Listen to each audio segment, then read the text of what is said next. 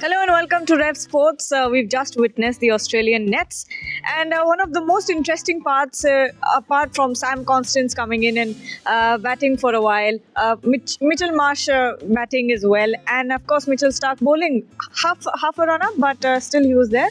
But one of the most interesting points was obviously Scott Boland, who is coming in for this test after completely collapsing the Indian team at the pink ball test. But right now, what he's done is especially. Let me introduce ourselves. I am Gargi Raut, and with me is Trisha Ghoshal, and we're in front of the MCG, of course. But coming back to Scott Boland, he's been preparing to run through the Indian batting lineup once again because he's bowling at one singular spot over and over again. He's got a marker at the block hole and he's constantly bowling in that channel. And surely he's going to be one of the threats for the Indian team. Absolutely. I think because the Australian pace bowling lineup is so good, Mitchell Starc, Josh Hazlewood, we generally don't talk about Scott Boland. And for him, this, of course, is his home ground. What a beautiful opportunity for him. And also, look at the place where we are standing. They are actually practicing right opposite Dennis Lilly's statue, which... Come on, Dennis Lilly has been Australia's best pace bowler that they have ever produced. And I think he has drawn some inspiration. His main concentration was the block hole. But apart from that, we could clearly see that he was trying to bowl at that good length and corridor of uncertainty. So he's coming fully prepared, Gargi. And that's where sort of India has been struggling when you look at the Indian batters. But when you talk about, because you brought up MCG and Scott Boland, the connection there, he's made his debut here. He was 6 for how much? 6 wickets on his debut in the Ashes Test series. So when you look at these things, Scott Boland knows the MCG like the back of his hand. Will that be a very, an advantage for Scott Boland and maybe a possible threat for India? Absolutely. I think Scott Boland, in fact, has picked up a number of wickets every time that he has come out to bowl. And MCG being his home ground, as you said, he would know the conditions perfectly well.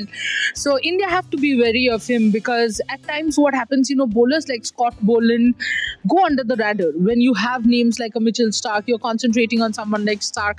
And that is where India has to be a little wary of Boland. In fact, if I go one step ahead, I will say in this test match, probably Boland, somewhere to me it seems is a bigger threat than someone like a Mitchell Starc.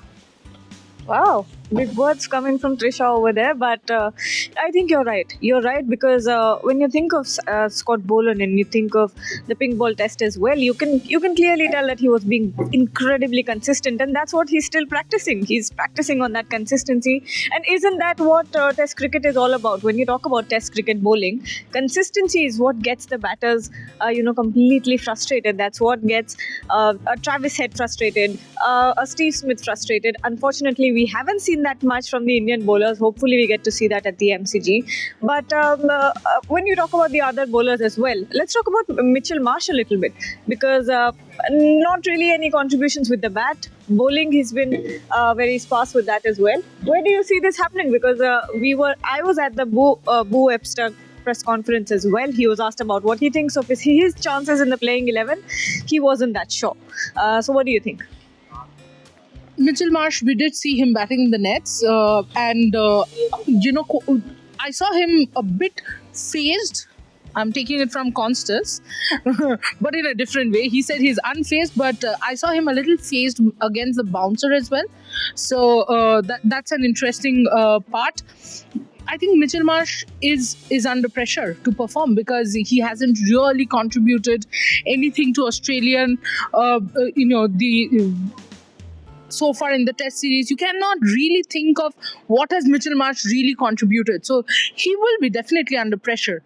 And I hope, like our mic has just twisted, I hope Boland is not able to twist the wickets against Indian batters. But yes, Mitchell Marsh so far has been a little bit of an easy wicket for India.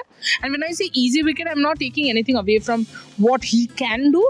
But yes, he hasn't really done anything much. And to wrap it off, I was at the Sam Consters press conference as well. We've spoken about it in our lives, but if you've missed that, Sam Consters very confident about his chances. Obviously, he said that when he was asked about what he thinks of batting against someone like a Jasprit Bumrah or an Indian batting lineup, he says, it's just another day for me. So, that's quite interesting, and that's going to be a battle to watch out for, because if not, I think there are going to be a lot of people who will pick on Sam Consters for what he said today at the press conference. But on that note, thank you so much for joining. We'll be bringing you lots more from the MCG.